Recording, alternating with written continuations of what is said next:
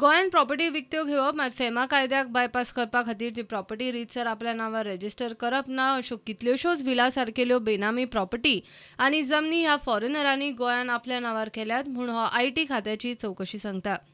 गोंयान बेनामी प्रॉपर्टी घेतिल्ल्या ह्या व्यक्तींचे UK, हाँगकाँग, सिंगापूर, बल्गेरिया, सामोआ, पनामा सारकेल्या देशांनी आतां मेरेन अशा 26 केशींनी बेनामी वेव्हार दिसल्यात. एकूण वेव्हाराचो आंकडो 800 कोटीक तेंकता. तिगा आड एक्शन सुरू जाल्या. काळो पयसो प्रतिबंधक कायद्या खाला एक्शन चल्ल्या. मायनिंग उद्देगांतल्या कांय व्यक्तींच्या बाबतींतूय अशेच बेनामी वेव्हार आयकर खात्याक दिसल्यात. गोंय आनी कर्नाटकाचे प्रधान मुखेल आयकर आयुक्त BR बालकृष्णन हांणी ही म्हायती NDTVक दिल्या.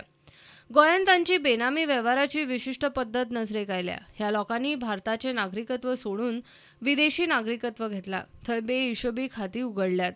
रियल इस्टेट प्रॉपर्टी घेतल्या. ट्रस्टां रजिस्टर केल्यात. भारतांतले फेमा सारकेले कायदे बायपास करपा खातीर गोंयान व्हिला सारकेल्यो आनी बाकीच्यो प्रॉपर्टी आपल्या नांवार अधिनोंद करिनासतना घेवन दवरपाचें हें मनी लॉन्ड्रिंग.